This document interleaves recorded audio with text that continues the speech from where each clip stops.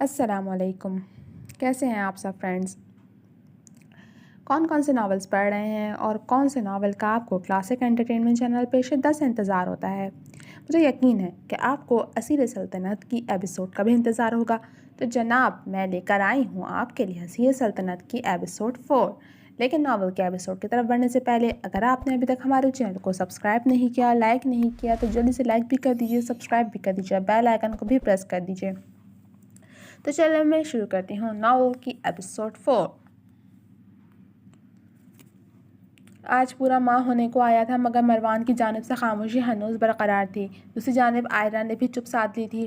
کل جہاں سے قتل کیس کی پیشی تھی، اگر اب وہ باقاعدہ مخالفت پر اتر آیا تھا تو آئرہ نے بھی ٹھان لیا تھا کہ وہ بھی اس بار کوئی لحاظ نہیں کرے گی۔ وہ اپنے چیمبر میں موجود کسی سوچ میں ڈوبی ہوئی تھی جب اس کے موبائل کی اسکرین روشن ہوئی۔ پاپ نوٹیفیکیشن میں مروان کا پیغام جگمگا رہا تھا۔ اس کی پیشانی پر بل نمودار ہوئے۔ وہ آج اسے کیوں یاد کر رہا تھا؟ میں نیچے گاڑی میں تمہارا انتظار کر رہا ہوں، نیچے پہنچو فوراً۔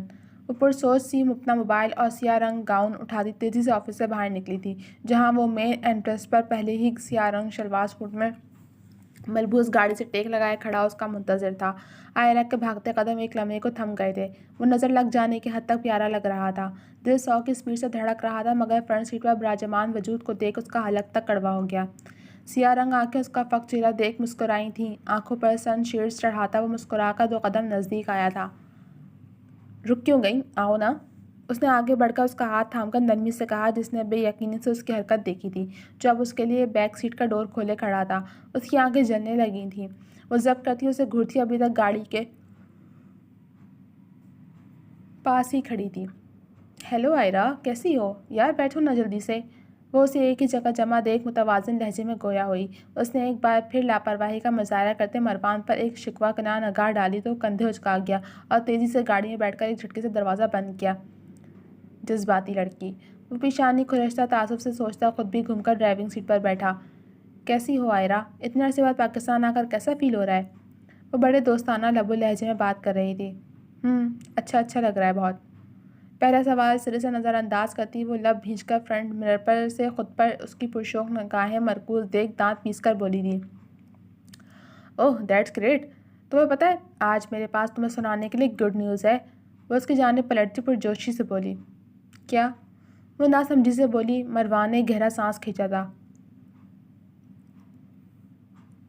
2 دن بعد میری اور مروان کی انگیجمنٹ ہے اور بہت جلد شادی۔ بالآخر اس نے بم پھوڑ دیا تھا، جس نے چونک کر فرنٹ مرر میں دیکھا جہاں مروان کی طنزیہ نظریں اپنا تمسخر اڑاتی محسوس ہو رہی تھیں۔ کیا ہوا یار، تم خوش نہیں ہوئی؟ آئرہ نے نظر پھیر کر اس کی جانب دیکھا۔ بسمل گردیزی ایک الٹرا ماڈرن لڑکی تھی۔ اس کا کھلتا حسن کسی بھی حسن پرست کو بآسانی زیر کرنے کی صلاحیت سے مالا مال تھا۔ معصوم منمونی صورت، بڑی بڑی دلکش آنکھیں، گلابی گال، سنہرے بال، وہ پرکشش تھی، مگر آئرہ کی آنکھیں جلنے لگی تھیں۔ ہم کہاں جا رہے ہیں؟ خود پر قابو پا کر اس نے سرسری سے لہجے میں پوچھا تھا، لہجے میں آپ نے آپ ہی اجنبیت در آئی تھی۔ آنکھوں میں سپاٹ تاثرات سے جائے وہ اسے ٹھٹکنے پر مجبور کر گئی۔ گھر اور کہاں؟ بسمل پھپھو سے اور تم سے ملنے کی ضد کر رہی تھی، تو میں نے سوچا چلو اچھا ہے، سب آپس سے مل بھی لیں گے اور میں پھپھو کو اور تمہیں منگنی کا دعوت نامہ بھی دے دوں گا۔ وہ ضبط سے لب دبائے سر ہلا گئی۔ دل میں عجیب جھکڑ چل رہے تھے۔ یہ شخص نہ جانے آخر چاہتا کیا تھا۔ چلو اچھا ہے۔ ویسے مروان صاحب، کل جہاز کیس کی ہیئرنگ ہے، پھر تیار ہیں آپ؟ اس نے ایک دم بات کا رخ موڑ دیا تھا، بھلا وہ کیوں اپنا دل جلاتی۔ مقابل کی گرفت اسٹیئرنگ پر مضبوط ہوئی۔ جی بالکل، انشاءاللہ۔ اس بار بھی مخالفین ہمارے سامنے زیادہ دیر ٹک نہیں پائیں گے۔ وہ لہجے میں سردگی سموئے عجیب لہجے میں بولا، جبکہ پوری آنکھیں کھولے بغیر اس کی باتوں کا مفہوم سمجھنے میں کوشاں وہ اب باقاعدہ مسکرائی تھی۔ ویسے گائز، مجھے تم کزنس کا یہ انداز سچ میں بہت اچھا لگا۔ وہ دونوں ہی چونکے۔ کون سا انداز؟ آئرہ نے گلا کھنکار کر پوچھا۔ بھئی یہی کہ تم لوگ بظاہر دشمن کے دوست بنے ہوئے ہو، مگر پس پردہ خود ایک جٹ کی صورت میں اپنے خاندان کی لڑائی لڑ رہے ہو۔ مروان بے ساختہ سے قہقہ لگا اٹھا۔ آئرہ جھینک گئی۔ یار کتنی بے وقوف ہو تم! آئرہ صاحبہ سچ میں ہماری مخالفت پر اتر آئی ہیں۔ وہ بری طرح چونکی تھی۔ اس نے باقاعدہ پلٹ کر شاکی نظروں سے آئرہ کو دیکھا۔ سیریسلی آئرہ؟ یا تم ایسا کیسے کر سکتی ہو؟ جہاں سے بھائی تمہارے بھی تو بھائی تھے۔ تم نے تو سچ میں مجھے بہت مایوس کیا ہے۔ بھلا کوئی کسی اپنے کے خلاف کیسے محاذ کھول سکتا ہے، جب آپ کے درمیان اتنے اچھے تعلقات قائم ہوں؟ وہ تعسفی لہجے میں گویا ہوئی۔ بسمل، میں پرسنل اور پروفیشنل معاملات کو علیحدہ رکھنے کی عادی ہوں اور میں اپنے پیشے کے ساتھ غداری نہیں کر سکتی. جو سچ ہے میں صرف اس کا ساتھ دے رہی ہوں. وہ سنجیدگی سے بولتے رخ پھیر گئی. گاڑی میں عجیب معنی خیز سی خاموشی پھیل گئی تھی. مجھے تو یقین ہی نہیں آ رہا اجمل انکل اور نشاط آنٹی کتنا ہرٹ ہوئے ہوں گے تمہاری اس حرکت سے. گاڑی الہی ہاؤس کی بلڈنگ کے مین انٹرنس پر آ کر ٹھہری تھی. بسمل، میرے خیال سے یہ ہماری فیملی کا بہت پرسنل معاملہ ہے. اگر تم اس سب میں سے دور رہو تو ہی بہتر ہے. وہ سپاٹ لب و لہجے میں بولتی گاڑی سے اترنے لگی. کم آن آئرہ، اب سے بسمل بھی ہماری فیملی کا حصہ ہے. مطلب میری ہونے والی بیوی، میری منگیتر تو ان تمام باتوں میں انٹرفیئر کرنے کا پورا حق رکھتی ہے. وہ جتاتے لہجے میں بولتا گاڑی سے باہر نکلا تھا جبکہ وہ ایک زوردار جھٹکے سے گاڑی کا دروازہ بند کرتی گھر کے اندرونی حصے کی جانب پڑی تھی. آئی تھنک آئرہ کو میرا بولنا اچھا نہیں لگا. اس نے اظہار رائے کیا. تم چھوڑو اس کو یار، چلو آؤ تمہیں پھپھو سے ملواؤں. وہ سر جھٹکتا اس کی ہمراہی میں گھر کے اندرونی حصے کی جانب بڑھا تھا جبکہ نگاہوں میں تعصب ابھر آیا تھا. دل میں بدگمانیاں زور پکڑ چکی تھیں. جب وہ خود اس کا دل دکھاتی تھی تو ہمیشہ آگے سے یہی امید کرتی تھی کہ وہ اسے منائے، مگر اس بار ایسا نہیں ہونے والا تھا. اگر اسے ان دونوں کے مابین ریلیشن کے سامنے اپنی جاب زیادہ عزیز تھی تو پھر ٹھیک ہے، اب وہ بھی ایسا ہی کرنے والا تھا. السلام علیکم پھپھو، جو آئرہ کو تنفن کرتا اپنے روم میں جاتا دیکھ پریشان ہو گئی تھیں کہ عقب سے ابھرتی بھتیجے کی آواز پر نہال ہو گئی. وعلیکم السلام. وہ اس کے ساتھ ایک انجان چہرہ دیکھ حیران ہوئی. کیسی ہیں آپ پھپھو؟ میں اللہ کا کرم. یہ پیاری سی بچی کون ہے؟ دل کو دھڑکا سا لگا تھا. یہ بسمل ہے پھپھو. بسمل مسکرا کر پیش قدمی کرتی خود حیران پریشان سی زمرد بیگم کے گلے سے جا لگی. کیسی ہیں آنٹی آپ؟ وہ بمشکل مسکرائیں. مروان مسلسل نظر چرا رہا تھا. دراصل پھپھو، بابا نے میری اور بسمل کی انگیجمنٹ کی ڈیٹ فکس کر دی ہے تو میں نے سوچا کہ آپ سے ملوا بھی لیتا ہوں اور انویٹیشن کارڈ بھی دے دوں گا. وہ دھیمے لہجے میں بولتا زمرد کو ہی دیکھ رہا تھا جو ہولے سے مسکرائی تھی کہ یہ تو ہونا بھی تھا، جبکہ اب وہ پریشان سا اوپر آئرہ کے کمرے کی جانب دیکھ رہا تھا. وہ ان دونوں ماں بیٹی کا دل نہیں دکھانا چاہتا تھا مگر آئرہ. میں ٹھیک ہوں بیٹے، آپ کھڑی کیوں ہیں؟ بیٹھے نا، پہلی بار ہماری بہو گھر آئی ہے، بتاؤ کیا چلے گا، ٹھنڈا یا گرم؟ انہیں فوری خاطر تواضع یاد آئی. ارے نہیں، ابھی تو کچھ بھی نہیں، بس آپ سے ملاقات کرنی تھی. مجھے آپ سے مل کر بہت اچھا لگا. وہ عادتاً سلجھی ہوئی خوش اخلاق لڑکی تھی. زمرد کو اپنے بھتیجے کے لیے وہ اچھی لگی تھی.